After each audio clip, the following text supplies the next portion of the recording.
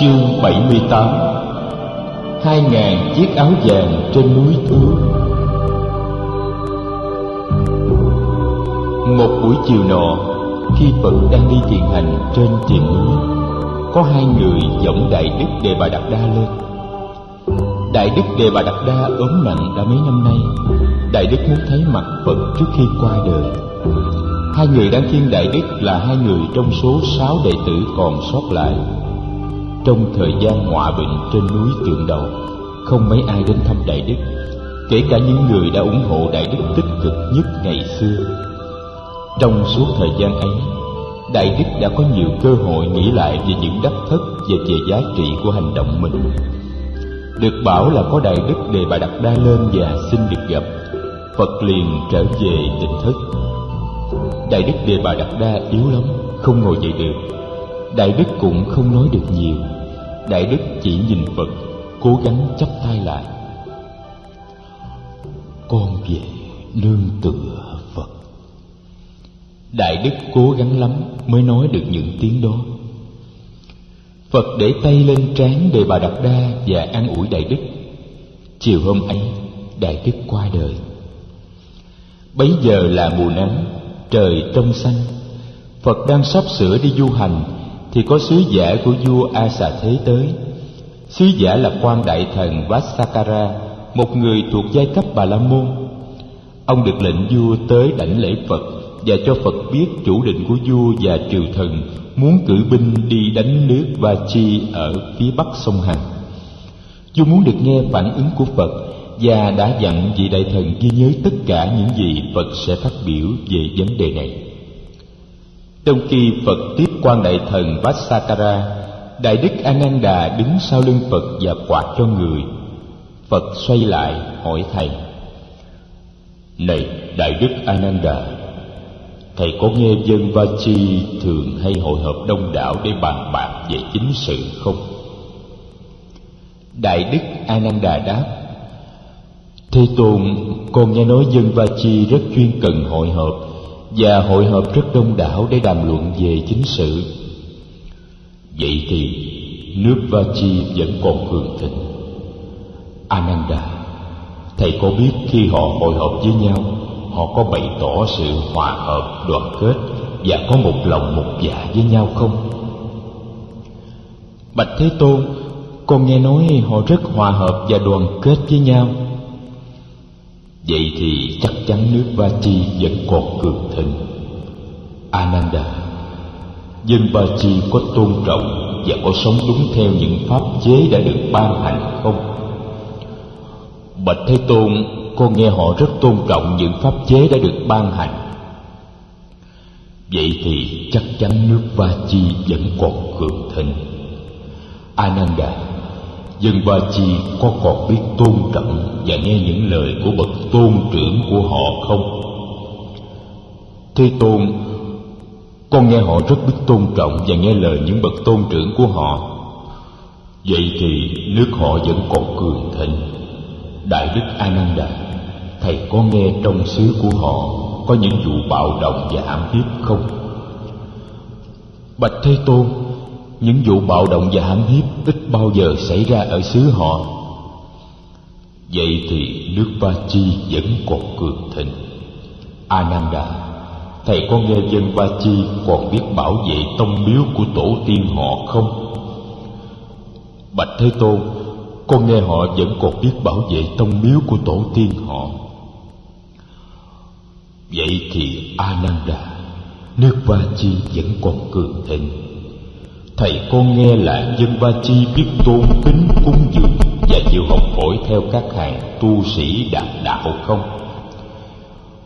Bạch Thế Tôn, cho đến ngày nay họ vẫn tôn kính cúng dường và học hỏi với các vị tu sĩ đạt đạo. Ananda, vậy thì chắc chắn nước Vachi vẫn còn cường thịnh, chưa bị suy đồi. Ananda, ngày xưa Như Lai đã từng có dịp chỉ dạy cho giới lãnh đạo ở Vachi về 7 yếu tố giữ gìn cho quốc gia không suy thoái, gọi là thất bất thoái pháp. Đó là chuyên cần hội hợp, hòa hợp và đoàn kết, tôn trọng pháp chế đã ban hành, tôn trọng và nghe lời các bậc tôn trưởng, không bạo động và hiếp đáp, biết bảo vệ tông miếu tổ tiên và tôn kính các bậc đạt đạo. A Nan Đà, thì ra họ vẫn còn thi hành 7 phép bất thoái ấy. Như Lai tin rằng quốc gia Va Chi vẫn còn cường thịnh, chưa bị suy nhược, và do đó Như Lai nghĩ rằng nước Ma Kiệt Đà không thể đánh chiếm được nước họ. Đại thần Vassakara bạch: Thế Tôn, dân Va Chi chỉ cần thực hành một trong 7 phép đó thì cũng đủ làm cho nước họ cường thịnh rồi, huống hồ là họ thực hành cả 7 phép. Thế Tôn, con nghĩ vua A Xà Thế không thể thắng được dân Va Chi bằng sức mạnh vũ khí đâu. Vua chỉ có thể thắng họ nếu vua gieo được sự chia rẽ trong giới lãnh đạo của họ. Thế Tôn, con xin cảm tạ người, con phải về lo công việc. Sau khi đại thần Vassakara từ giả, Phật than thở với A Nan Đà: Vị đại thần này có nhiều mưu trước lắm. Như Lai ngại là trong tương lai vua A Xà Thế sẽ cử binh đánh chiếm nước Va Chi. Chiều hôm ấy, Phật nhờ Đại Đức A Nan Đà đi triệu tập tất cả các vị khất thứ hai, là các vị tới với nhau trong tinh thần hòa hợp và đoàn kết, và chia tay nhau trong tinh thần hòa hợp và đoàn kết. Thứ ba là cùng tôn trọng và sống theo giới luật và pháp chế một khi những giới luật và pháp chế ấy đã được ban hành. Thứ tư là biết tôn trọng và vâng lời các bậc trưởng lão có đạo đức và kinh nghiệm trong giáo đoàn. Thứ năm là sống một nếp sống thanh đạm và giản dị, đừng để bị lôi cuốn vào tham dục. Thứ sáu là biết quý đời sống tĩnh mặc. Thứ bảy là biết an trú trong chánh niệm để thực hiện an lạc và giải thoát, làm chỗ nương tựa cho các bạn đồng tu. Này các vị khất sĩ, chừng nào mà các vị còn thực hành được 7 điều ấy, gọi là 7 phép bất thối, thì đạo pháp còn hưng thịnh và giáo đoàn không bị suy thoái. Không một yếu tố nào bên ngoài có thể phá hoại được giáo đoàn. Chỉ có những phần tử từ bên trong giáo đoàn mới có thể làm cho giáo đoàn tan rã mà thôi. Các vị khất sĩ, khi con sư tử chúa của mọi loài ở chốn sơn lâm ngã quỵ, không có một loài nào dám đến ăn thịt nó. Chỉ có những con trùng phát sinh từ bên trong thân thể của sư tử mới ăn thịt được sư tử mà thôi. Các vị hãy bảo vệ chánh pháp bằng cách sống theo 7 phép bất thối. Đừng bao giờ tự biến mình thành những con trùng trong thân thể của con sư tử. Sau khi đã chỉ dạy những vị khất sĩ về 7 phép bất thối, Phật dặn các vị khất sĩ đừng nên phí bỏ thì giờ quý báu của mình để la cà nói chuyện phiếm, để ngủ dùi, đừng đánh mất mình trong danh lợi và tham dục, đừng thân cận với những người xấu ác và biếng lười, đừng tự mãn với những kiến thức và những trình độ chứng đắc thấp thỏi. Phật nhắc lại giáo lý 7 yếu tố giác ngộ như con đường mà mỗi vị khất sĩ phải đi: yếu tố chánh niệm, yếu tố quán chiếu vạn pháp, yếu tố tinh tiến, yếu tố hỷ lạc, yếu tố nhẹ nhõm, yếu tố định và yếu tố hành xả. Phật lại chỉ dạy về các phép quán vô thường, vô ngã, bất tịnh, buông bỏ, xa lìa tham dục và giải thoát. 2.000 vị khất sĩ được sống với Phật trên núi Linh Thứu được 10 hôm. Họ cư trú khắp nơi trên 5 ngọn đồi, nơi cột cây, hang đá, am thất, khe suối. Mỗi ngày các vị tụ tập một lần tại sân giảng đường để nghe Phật giảng dạy. Thính chúng ngồi thành nhiều bậc, bởi vì sân không đủ rộng để chứa đủ số người. Qua ngày thứ 10, Phật từ giả các vị khất sĩ và khuyên họ xuống núi và trở về trú sở để hành đạo. Chỉ có các vị thường trú ở Linh Thứu là còn ở lại mà thôi. Các vị khất sĩ xuống núi rồi, Phật đứng nhìn những chõm núi in trên nền trời. Người bảo Đại Đức A Nan Đà: ngày mai chúng ta sẽ đi thăm tu viện Trúc Lâm. Sau khi đi thăm tu viện Trúc Lâm, Phật từ giả thủ đô Dương Xá, người hướng về Ambalathika. Ambalathika là khu lâm viên nghỉ mát của vua Tần Bà Sa La, nơi Phật và các vị khất sĩ thường ghé trên đường đi Nalanda. Hai thầy trò Xá Lợi Phất và La Hầu La ngày xưa đã từng cư trú tại đây. Tại Ambalathika, Phật thăm viếng và quỷ lạo các vị khất sĩ. Phật dạy thầy đã gặp và đã biết tất cả các bậc giác ngộ trong quá khứ, hiện tại và tương lai, mà chưa dám nói như thế. Bạch Thế Tôn, làm gì mà con đã gặp được tất cả các bậc giác ngộ trong ba thời? Nhưng có một điều con biết chắc, con sống thân cận với Thế Tôn đã trên 40 năm. Không những con được nghe Thế Tôn dạy dỗ, mà con còn được thấy Thế Tôn sống. Nhìn vào Thế Tôn, con biết là Thế Tôn sống thường trực trong tỉnh thức và chánh niệm. Sáu căn được Thế Tôn hộ trì một cách tuyệt hảo.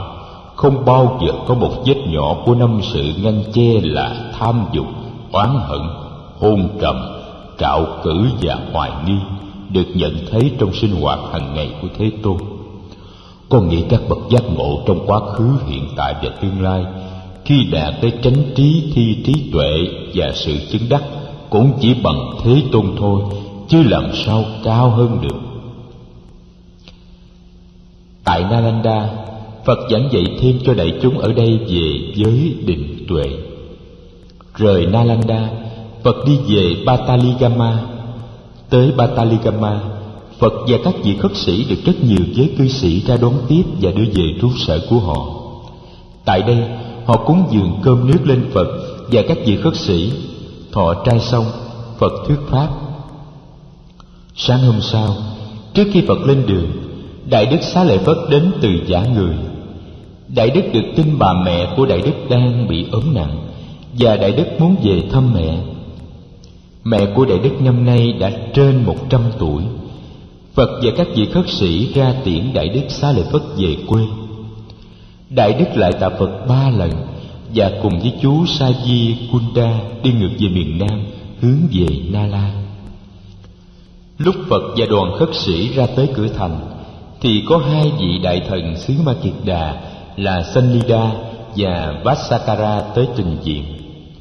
Họ là những người được vua A Xà Thế phái tới nghiên cứu xây dựng đô thị Pataligama thành một đô thị lớn. Các vị đại thần bạch: cổng thành mà Thế Tôn và các vị khất sĩ sắp đi qua để rời khỏi thành phố, chúng con sẽ đặt tên là cổng Cồ Đàm. Chúng con cũng sẽ đi theo để tiễn đưa Phật. Bến đò mà người và chư vị khất sĩ tới để vượt qua sông Hằng, chúng con cũng sẽ đặt tên bến đò là bến đò Cồ Đàm. Sông Hằng nước đầy cho đến nỗi một con quạ đứng trên bờ sông có thể chúi mỏ xuống sông để uống nước được. 5 chiếc đò ngang chở Phật và các thầy sang sông một lượt.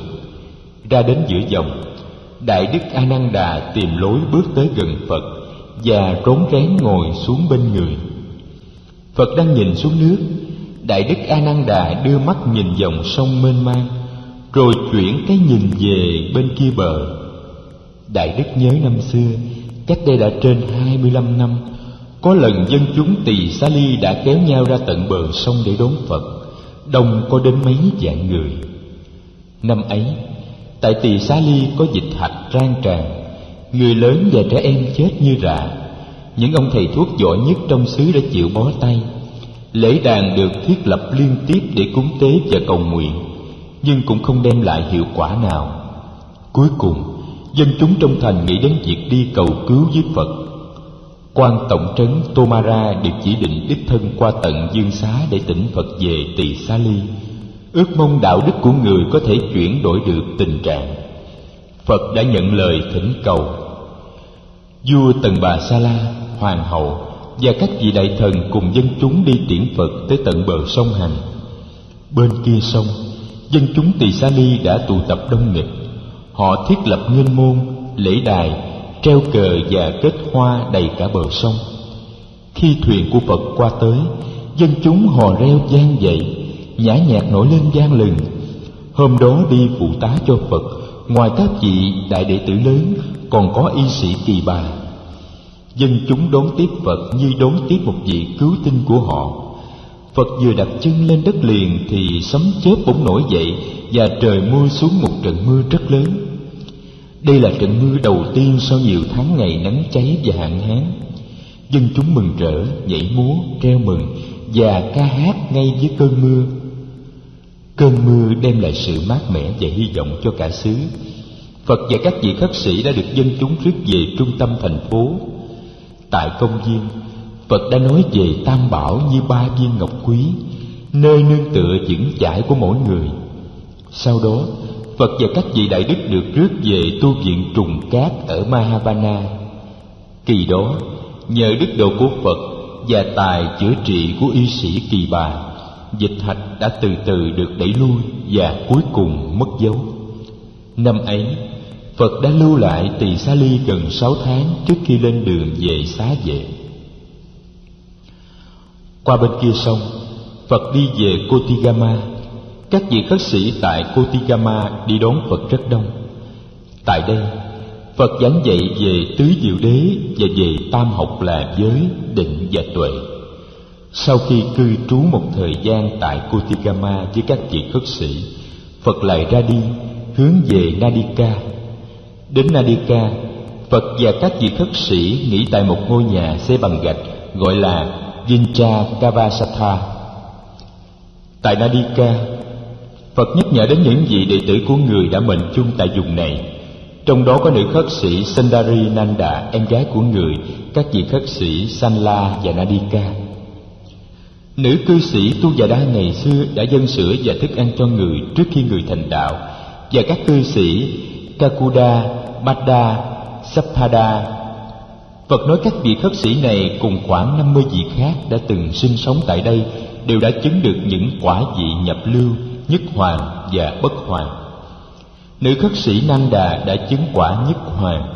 2 vị khất sĩ đã đạt được quả vị A-la-hán. Phật dạy, người tu hành nào vững tin nơi Phật, Pháp và Tăng, nhìn vào tâm ý mình có thể biết được mình đã tham dự vào dòng giải thoát chưa, không cần hỏi đến một người khác. Một hôm khác, Phật lại dạy thêm cho các vị khất sĩ về giới, định và tuệ, thăm viếng và sách tấn đại chúng xong. Phật cùng các vị khất sĩ lên đường đi Tỳ Xá Ly. Tới Tỳ Xá Ly, Phật và đại chúng nghỉ tại vườn xoài của Ampapali.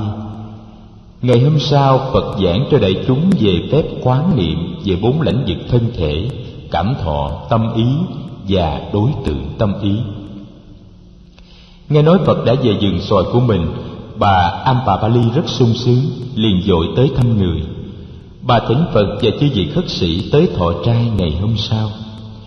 Ngày mai lại, sau khi Phật và các vị khất sĩ đã thọ trai xong, bà làm lễ dâng khu vườn cho giáo đoàn khất sĩ.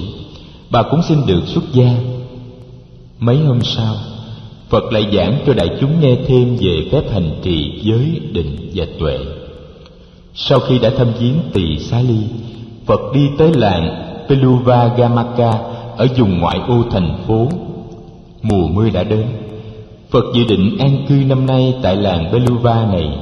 Đây là mùa an cư thứ 45 sau ngày Phật thành đạo. Phật nhắn với các vị khất sĩ trong vùng hãy tới an cư ở ven đô thành phố Tỳ Xá Ly, tại những trung tâm có bạn bè, thân quyến hay đàn Việt ủng hộ.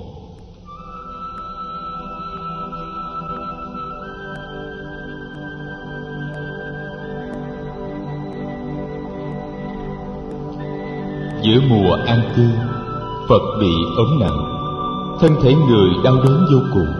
Người nằm yên, không hề rên xiết, giữ vững chánh niệm và hơi thở. Mọi người nghĩ rằng Phật sẽ không qua khỏi cơn đau, nhưng không ngờ sau đó Phật vượt thắng được. Sức khỏe dần dần trở lại với người. 10 hôm sau, Phật dậy được và ra khỏi phòng, ngồi xuống trên một chiếc ghế kê sát vào tường.